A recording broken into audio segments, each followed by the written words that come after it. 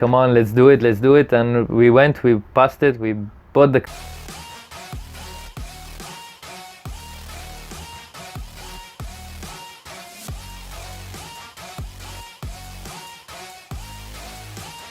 Now I started watching these videos on YouTube about drifting, and while I was doing this everything about Supra, so me and my friend, we decided we want to learn drifting. So we came up, we're like, okay, let's put up some money and get a car for drifting. So we're looking what are the cars we can take, right? So we found Silvia, we found Z, we found like a couple of cars. So obviously the well-known Japanese drifting car was the Silvia, and everybody loved this 240SX. I'm sure everybody knows it, the pop-up lights, and it's one of the more rarer ones. They have plenty of S14s here. So this was the S13. We found a very clean one. We talked to the guy, we're like, come on, let's do it, and we went, we passed it, we bought the car, and now we have the car. We're like, oh shit, now we need to learn drifting. So we opened up YouTube, we went to Al Kuwain Emirates Motorplex. That was my first place where I drifted. We put 2 cones, that's what YouTube said. No, put 1 cone, and we started drifting around it until we got the balance and everything. I was like, okay, now set up two cones. We started drifting around that. Then we were like, this car doesn't have enough power. We need to push it more. Now another journey started of making the Silvia built for drifting. We started drifting with, we made our own tracks in Al Kuwain. We bought cones, we bought jacks to change tires, we bought like different stuff.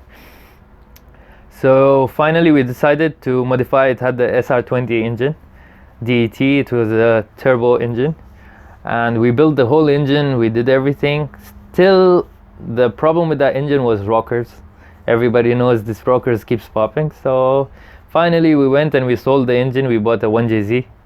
We're like, okay, Toyota engine and Nissan, this is gonna be next level. So we put the 1JZ, now it's running perfectly fine. We ordered all drift angle kits and everything. Now it turns like up to 65, 70 degrees left and right. So the car, now it was like fully drift built. Now we cannot register it anymore. So we removed the number, canceled the number. How do we take around the car? So now we're like, the crane and this winch, they're taking a lot of money every time we want to go and come back. It's like, listen, we're gonna go find the trailer. We went, we found the trailer, we pitched in, we bought another thing. It was a trailer. And my friend had a 4-wheel already, so we were like, okay, perfect. We made it perfect fit for it, and now it's there sitting. Trailer, drift car, we have the Supra, and like, khalas, you know, from where you start, and this is the journey which you keep going and going and going. And I still had the Ford Fusion, which my father bought long time ago. And this Fusion, I was like, now it started giving me shit. It crossed 160,000 kilometers. I was like, listen, I'm gonna sell this before it starts breaking down, and it's almost a new car. I'm gonna get a lot of shit. Now I have a lot more knowledge about cars than before. Went, sold it off for like, I bought it for a lot. I sold it off like for 25 or something.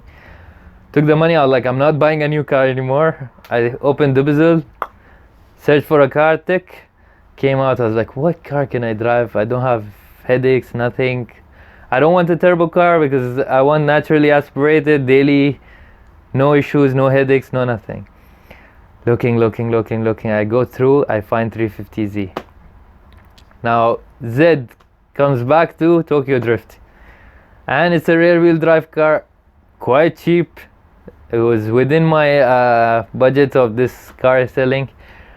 And I bought it this year in January. I bought it. Till now, no issues. Alhamdulillah, like there is no problems in the car. I didn't modify it. Only thing, I changed the rear to make it a LSD so I can drift it around. So there you go. I have a Z from the Fast and Furious. Silvia wasn't in the Fast and Furious, but it's a well-known drifting car, and the Supra, which is like the legend. Now, my next car, my plans. So my next car, I'm planning to get either R35 GTR. That is, I will buy it used, obviously.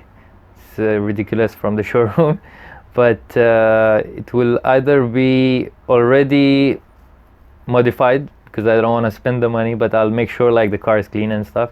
So I'm thinking anything above Alpha 7 to Alpha 10. Whatever I get between my budget, clean car, I will grab it when it's the right time, obviously.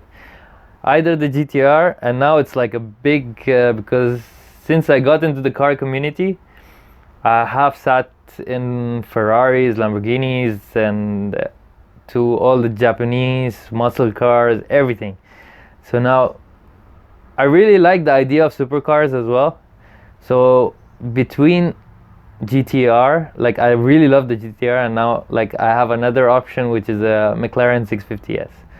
So I was looking in the used market and researching about it, how to maintain and everything.